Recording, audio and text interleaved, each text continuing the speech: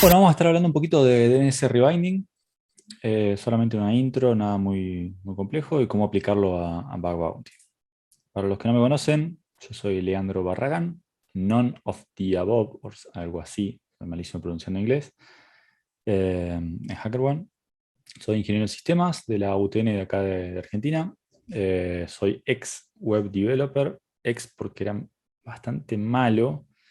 Me di cuenta que era más difícil hacer cosas que romperlas y bueno, cambié de industria. Eh, Empecé a laborar en seguridad, Core Security, estuve laborando unos años ahí, después en Immunity y a partir de 2019, fines de 2019, estoy laborando como pentester en HackerOne, como contractor. Y bueno, como siempre, part-time como Bounty Hunter también. Unos cuantos disclaimers. Es una charla de nivel moderado, requiere conocimientos clásicos como SOAP, CORS, DNS, que no los voy a explicar a fondo. La charla en sí igual no es avanzada, no voy a ir en profundidad con todas las variantes, casi todo el tooling para implementarlas ya está resuelto y disponible para nosotros. Así que lo importante en un contexto de Bug Bounty es saber usarlo y dónde aplicarlo. Es todo conocido, son todas técnicas conocidas. El paper más viejo que encontré fue de 1996, bien, describiendo un ataque contra Java. Así que tiene 25 años. 25 años ya tengo.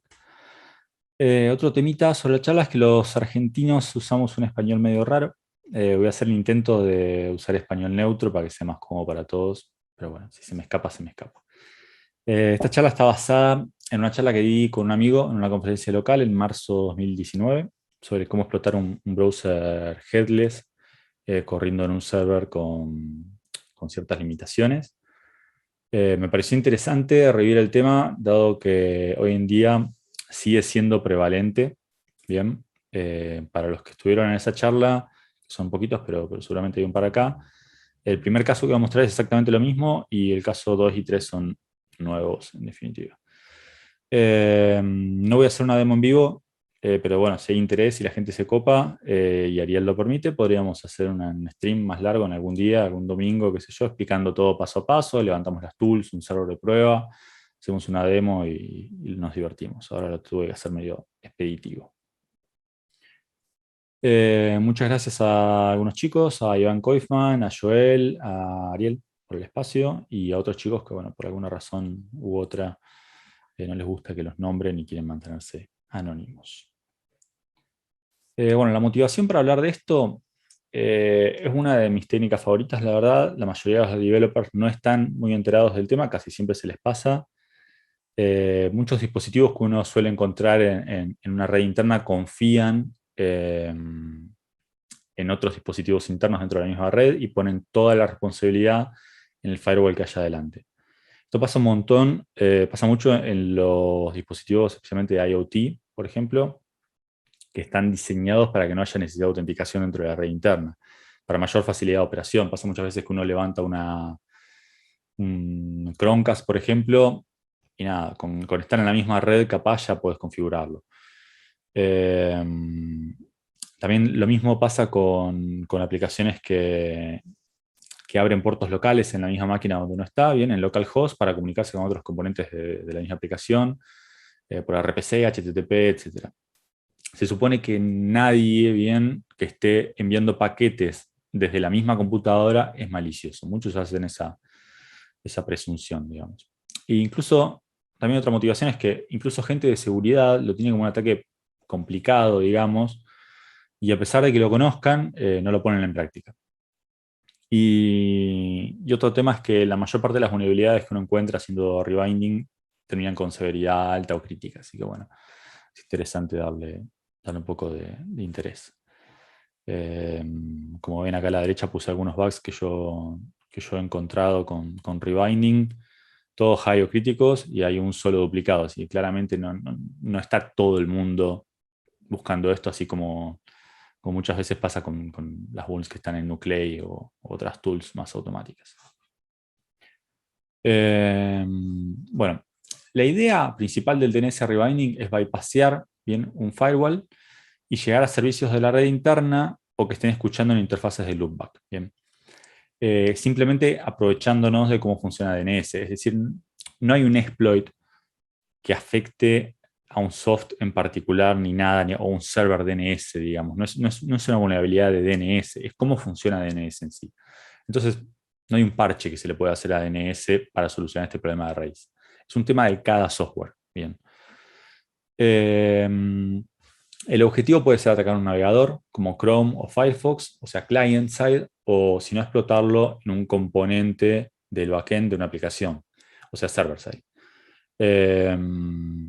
Puede haber casos donde la distinción no sea tan clara. Por ejemplo, hay aplicaciones web donde por atrás en el backend se spawnea un browser, un headless, digamos. Es muy conocido el típico caso que después también hace poco lo mostró Nahamsec, que era para generadores de PDF, que ya era conocida la técnica, pero bueno, se levanta un navegador headless o lo que sea y se genera un PDF a partir de eso. Alguien parsea la página que le enviaste y genera un PDF. Bueno, esos son típicos casos. Pero bueno, ahí la diferencia no está tan clara entre qué es server-side y client-side. Bien, hay cosas que client-side funcionan en un navegador, pero también puedes tener un navegador en el backend. Algunos ejemplos reales de esto. Uno que hizo bastante ruido fue todo el research que hizo Tavis Ormandy sobre clientes de torrent. Bien que muchos clientes de torrent levantaban una interfaz en loopback, perdón, levantaban un puerto en la interfaz de loopback y confiaban ciegamente. Bien.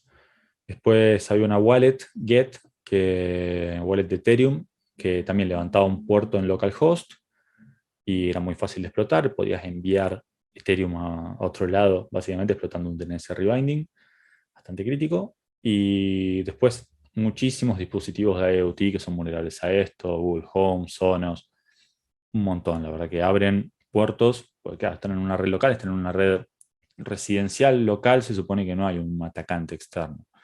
Eso es lo que suponen los developers. Bien.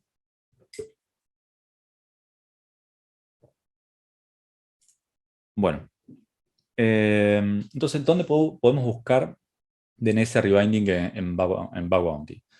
El primer ejemplo son los SSRF sin riesgo, digamos, esos SSRF típicos que uno encuentra que son por diseño.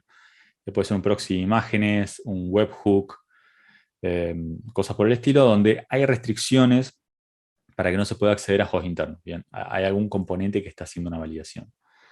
Entonces uno se encuentra con un SSRF que no es reportable porque en definitiva uno solamente puede acceder a hosts que sean públicos.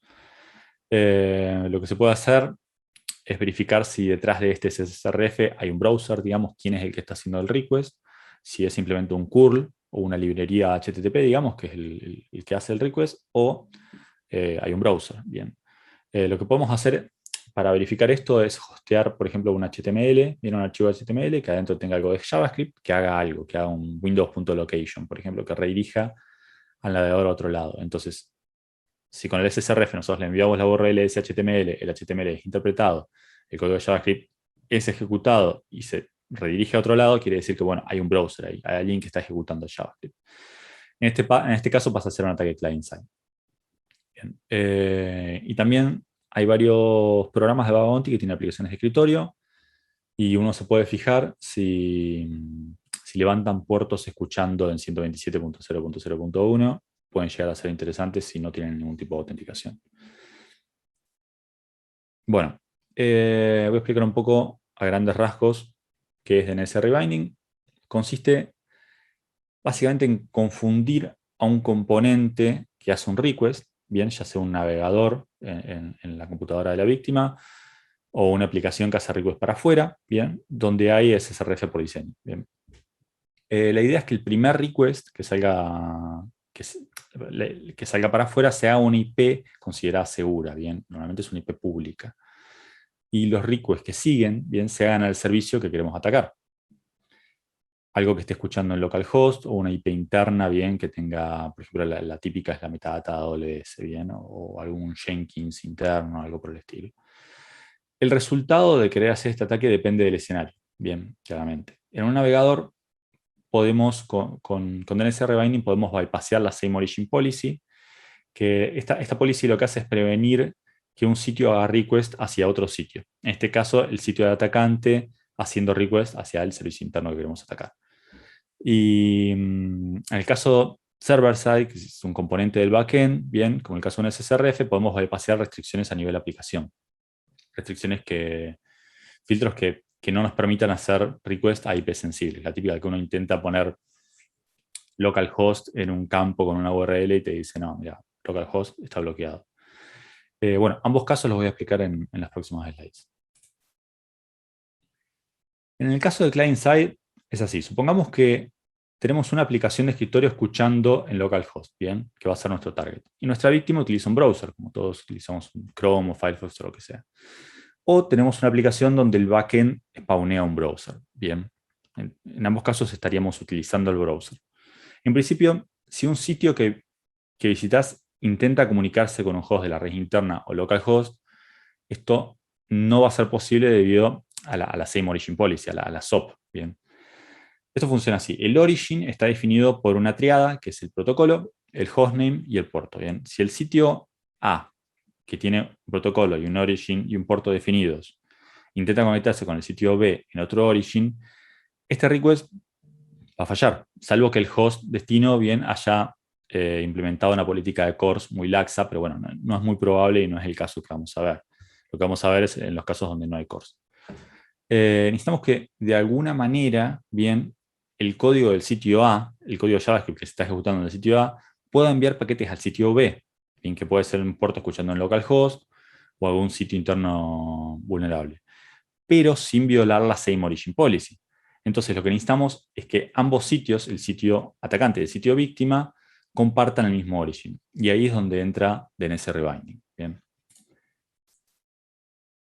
Supongamos que el sitio A, bien, está hosteado en 13.33.33.168. No podría haber elegido una peor IP porque la tengo que decir varias veces y es horrible, la verdad. Y el sitio B, bien, está hosteado en 192.168.0.1. Esta vendría a ser la víctima, el sitio que nosotros queremos ingresar. ¿Qué pasa si logramos que attacker.io, vean el gráfico del slide, resuelva primero a 13.33.33.168 y luego de un tiempo pase a resolver bien a 192.168.0.1? La página, en este caso, va a cargar todo el contenido desde 13.33.33.168 al principio y luego eventualmente attacker.io va a pasar a apuntar a la otra IP, a 192.168.0.1. Entonces cualquier request que enviemos a attacker.io, luego de que suceda esto, va a pasar a ser enviado a 192.168.0.1 en vez de la IP original. Bien. El problema es que no todo es tan simple. Todos los browsers modernos, digamos, y los sistemas operativos normalmente guardan una caché DNS, ¿bien? Esto es para no estar pidiendo todo el tiempo la resolución de DNS de un dominio. Estaría con la cantidad de requests que se hacen, todos los que hayan usado Burp, la cantidad de requests que se hacen en un navegador, cada request tener que pedir una resolución de DNS es costoso. Entonces guardan la resolución de DNS en una caché. Bien. Y utilizan eso durante un tiempo. ¿Durante cuánto tiempo? Bueno, hay un valor que se llama TTL, que es el time to live, indica por cuánto tiempo puede guardar el cliente de DNS el valor en la caché. Bien. Si ponemos un TTL bajo, podemos... Un segundo que voy a matar el sonido de esto. No sé cómo cerrar el disco. Ahí está. Si ponemos un TTL bajo, bien, podemos lograr el escenario que aparece en el diagrama. Bien. El primer request lo va a traer en la IP del atacante, que vendría a ser 13.33.33.168.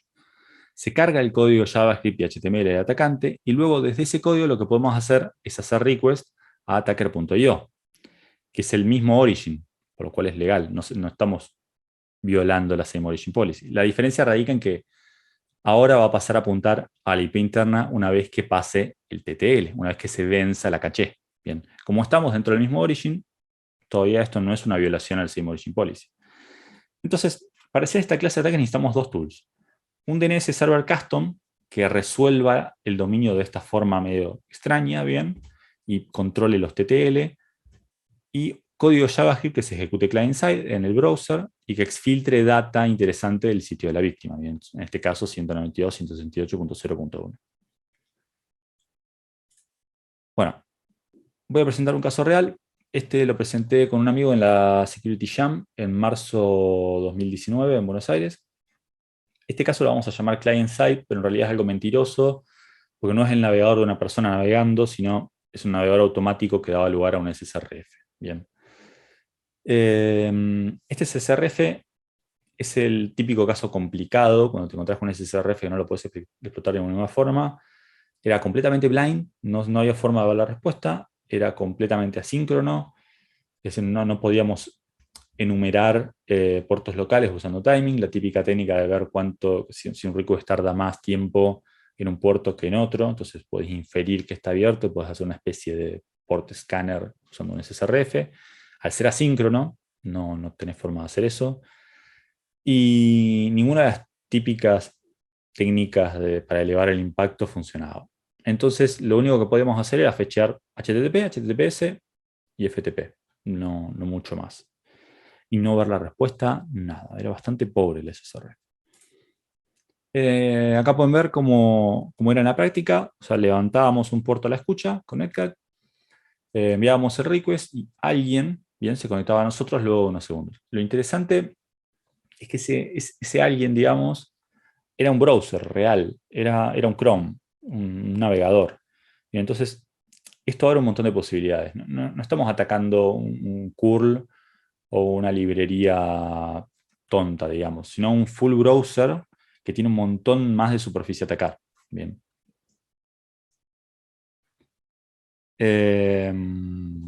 Entonces, ¿qué pasaba detrás de escenas? Básicamente, lo que pasaba era que hacíamos un request de la aplicación, ese tendría que ser el paso 1, la aplicación devolvía 200 OK inmediatamente, antes de hacer el request, bien, por eso es asíncrono, y luego de unos segundos, el backend spawneaba una instancia de Google Chrome, bien, ad hoc, solamente para esa página, que fechaba la página web que le indicábamos, y listo.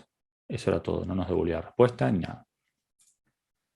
Entonces, ¿qué podemos probar en estos casos? Probamos hostear HTML y el server lo parseaba. Bien. Podíamos correr código JavaScript, validado con el truco que mencioné, o sea, la típica de poner Windows Location o alguna pavada por el estilo.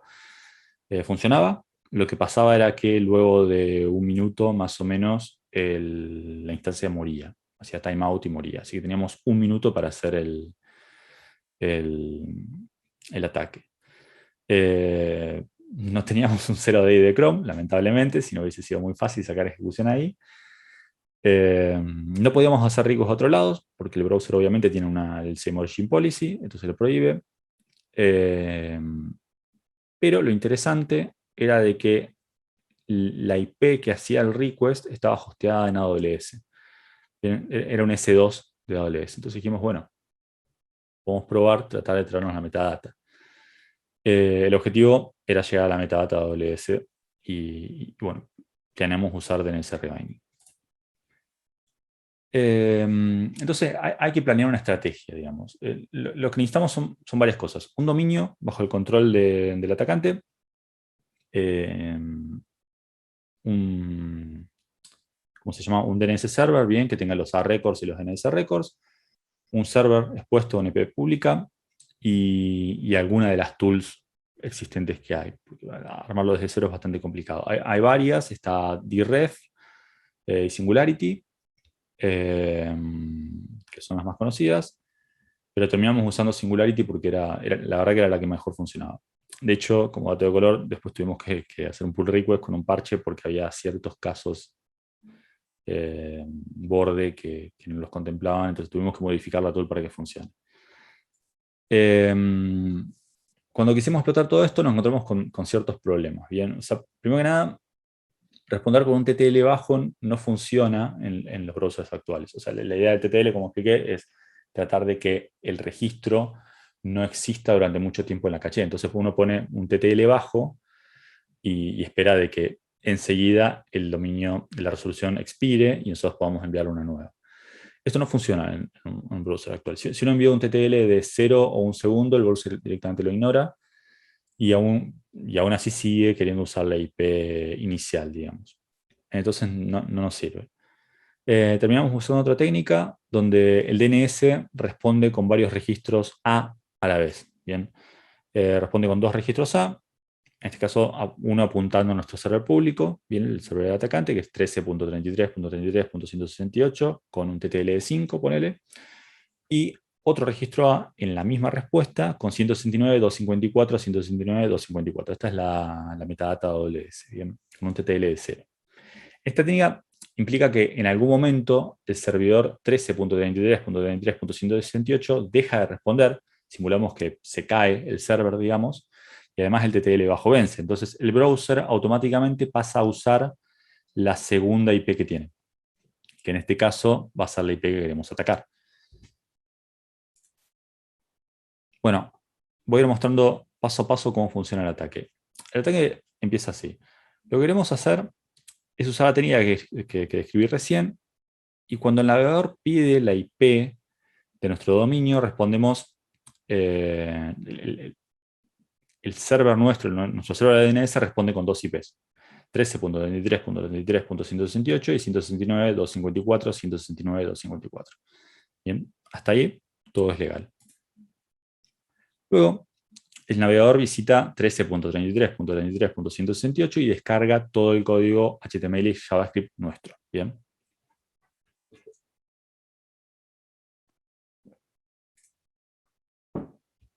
El código JavaScript que se ejecuta en el navegador de la víctima intenta fechar repetidamente nuestro dominio barra la URL de la metadata de AWS. ¿Qué pasa? Esto va a responder 404 porque nuestro dominio sigue apuntando a nuestro servidor, no a la metadata de AWS.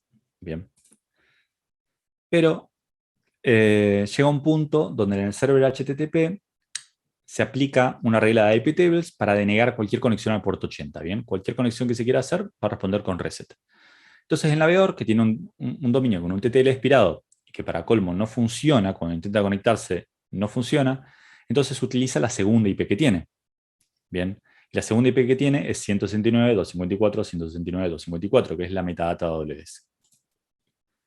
Como el dominio ahora apunta efectivamente a 169.254, 159.254, el request funciona y nos traemos las security credentials. ¿Bien? Después, esa información la podemos exfiltrar a cualquier dominio que controlemos. Total, request para afuera podemos hacer, el SOP permite eso, lo que no permite es obtener la respuesta. Bien.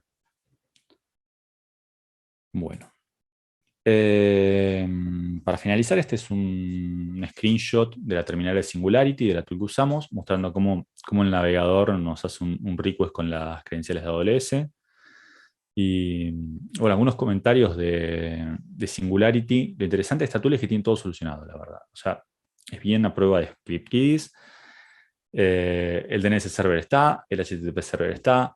También todo el código JavaScript para atacar servicios internos típicos como la metadata AWS, porque cada servicio interno es distinto, digamos. O sea, no es lo mismo pegarle a la metadata AWS que pegarle a un Jenkins, por ejemplo. Entonces, por ejemplo, tiene un ataque para la Docker API. La Docker API es una API que normalmente escucha en localhost, bien cuando uno levanta Docker. Jenkins, etcétera, un montón. Bueno, con eso finaliza el primer caso. Ahora pasemos al segundo caso. Este caso también es client-side, pero lamentablemente no puedo darles muchos detalles. Es un bug de Bug Bounty. Bien, hacía algunas cositas que cambié para despistar, digamos, pero el ataque en sí es el mismo, básicamente lo mismo. Es una aplicación de escritorio típica, corre en Windows y Mac. Y lo interesante de esta aplicación es que abre una API en localhost para manejar requests internos, ¿bien?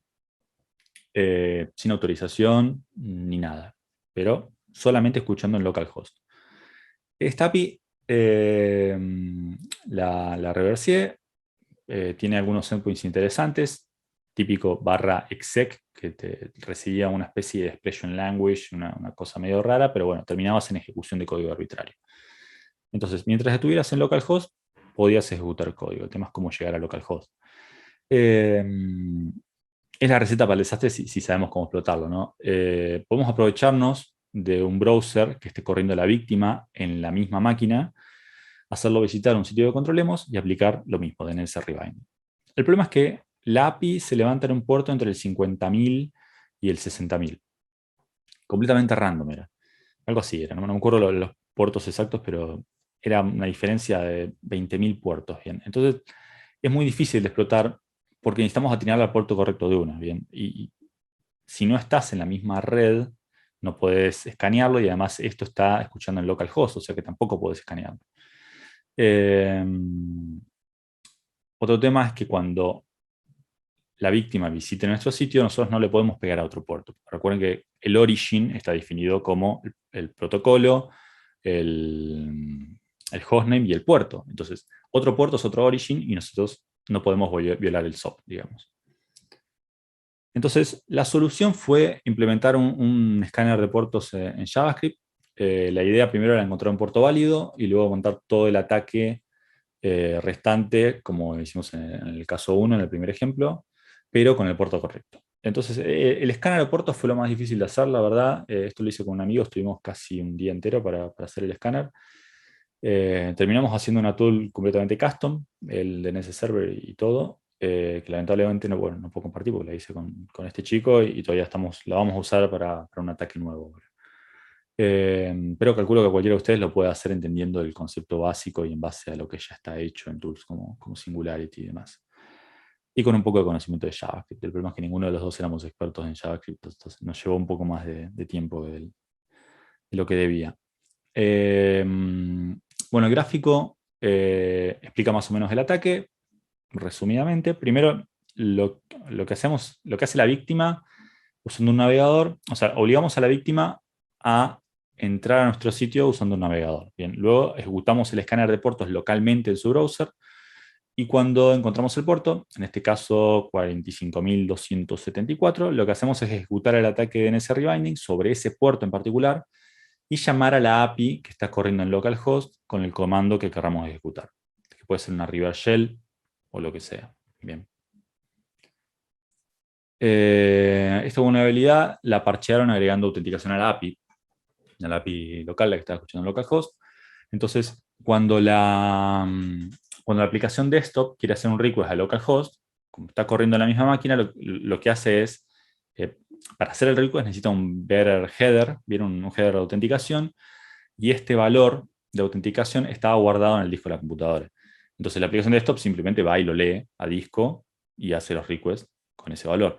El tema es que un atacante externo no tiene acceso a ese valor, entonces es imposible de atacar. Bueno, y así termina la historia de este bug. Pasemos al siguiente caso. Este es un caso bastante interesante, pero en este caso es server-side. También es un programa privado, lo encontré más o menos hace un año y medio, así que no puedo contar mucho al ser privado, pero bueno, cambié el nombre de los endpoints y eso y lo puedo contar igual. Este es el caso típico de SSRF. Supongamos que le pegan a una API que es barra fetch proxy URL igual a algo, ¿bien? Típico que me dice, bueno, acá hay SSRF. El problema es que eh, había algo que verificaba que la URL no resuelva el hostname de la URL no resuelva a 127.0.0.1 ni a cualquier otro rango interno. Bien, en principio, esto es inexplotable.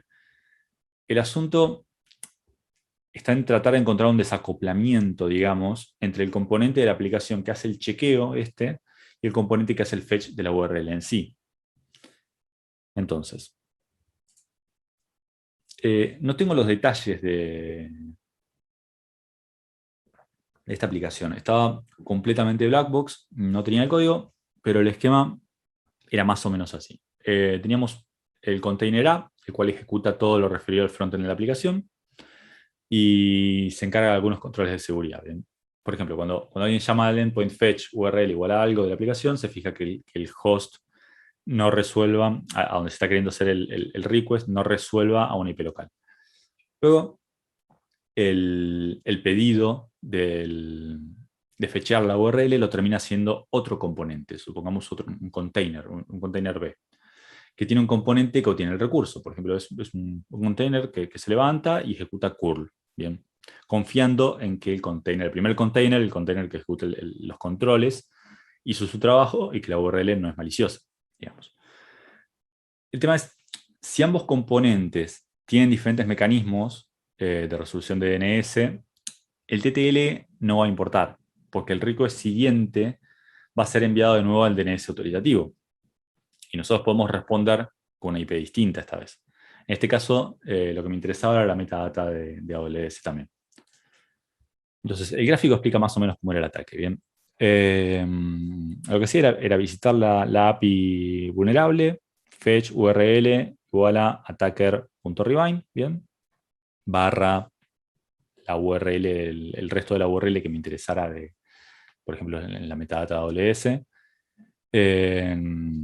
El frontend lo que hacía era, perdón, el backend, digamos, pero el componente que hacía la validación, resolvía attacker.rebind y esto resolvía una IP pública, entonces decía, ok, todo bien, se lo paso a el container que hace el request para afuera, el proxy, digamos. Este sería el paso 3. Y el container que hace el request en definitiva lo vuelve a resolver, y cuando lo vuelve a resolver, en ese caso le respondo con otra cosa, le respondo con 169.254, 169.254. Entonces attacker.rebind pasa a apuntar a la metadata, al host de la metadata de AWS. Bien.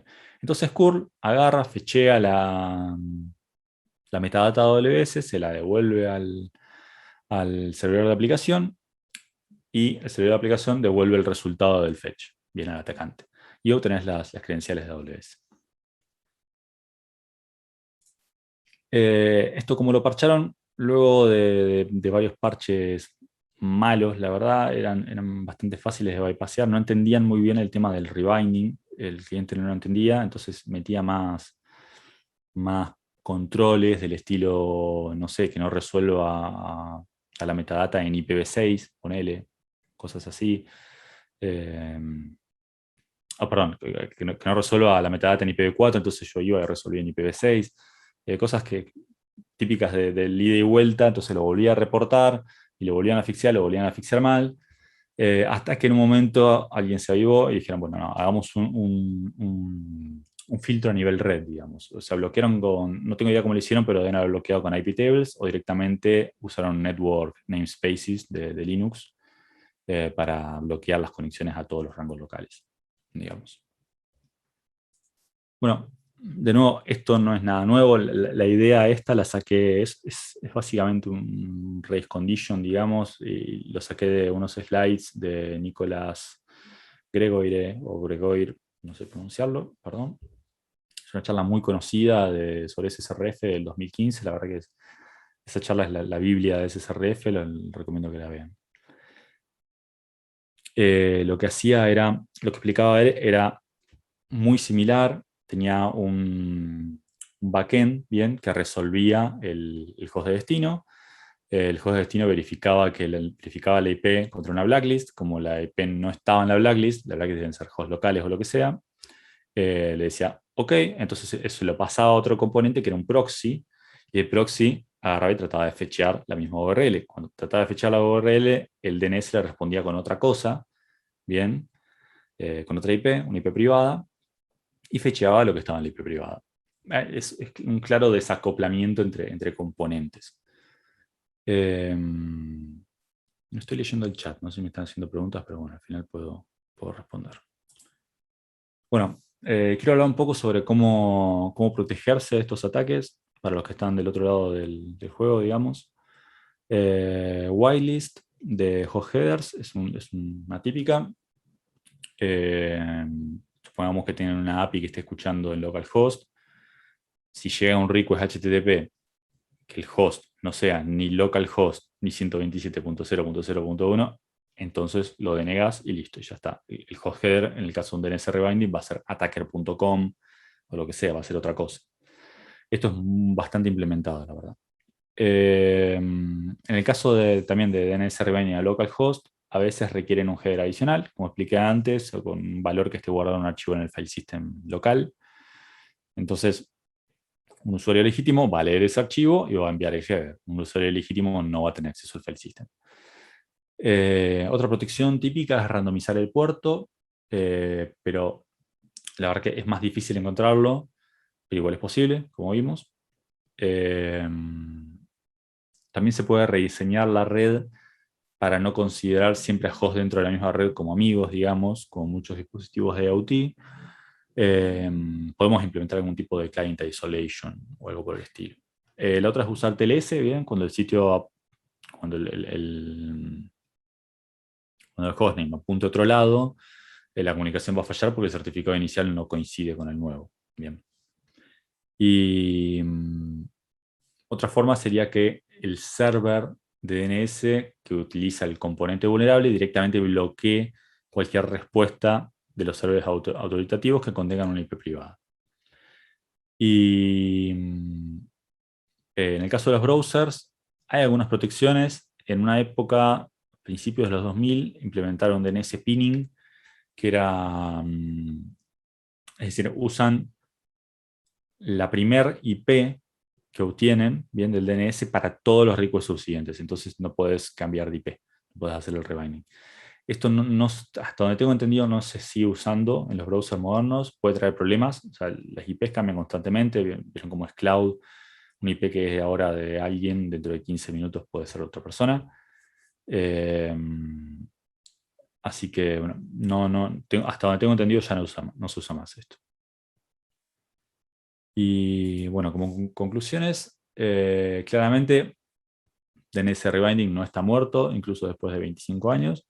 Salen nuevos software, nuevas aplicaciones que vuelven a cometer los mismos errores una y otra vez.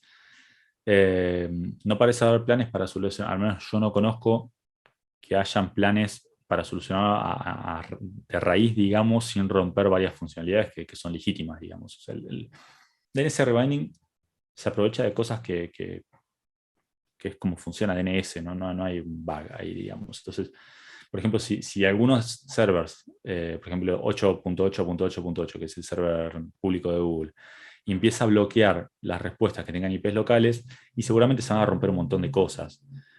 Muchas veces es legítimo que un hostname responda con 127.0.0.1. Entonces no lo hacen. Es un tema complicado. Solucionarlo de raíz no creo que sea muy simple. Un consejo, aprovechen a mirarlo en Bug Bounty. En mi experiencia, no hay mucha gente que esté atrás de estos bugs. Si a un programa privado invitan a 30 40 personas, yo calculo que 3 5 no sé cuántas serán las que conocen la técnica, y los que cada vez que ven un SRF se ponen a explotarlo, no sé cuántos son, pero no creo que sean muchos. En mi experiencia no he tenido casi duplicados, así que claramente no mucha gente lo está mirando. A pesar de que es reconocido, es raro. Yo tengo la idea de que es un tema de que la gente piensa que es difícil, pero ya está todo el tooling resuelto. Entonces no es difícil. Y bueno, falta mucho por mostrar, la verdad.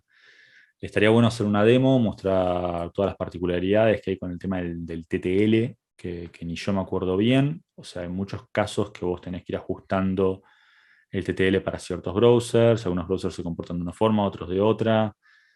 El tema es súper interesante y la verdad que hay un montón para hablar. Me encantaría si algún día con Ariel hacemos algún domingo o algo así, hacemos un stream y podemos pasarnos 2 3 horas jugando con este tema, sería bastante interesante. Y bueno, me parece que me sobró un montón de tiempo. Muchas gracias por el espacio y tenemos un montón de tiempo para preguntas, así que sean creativos.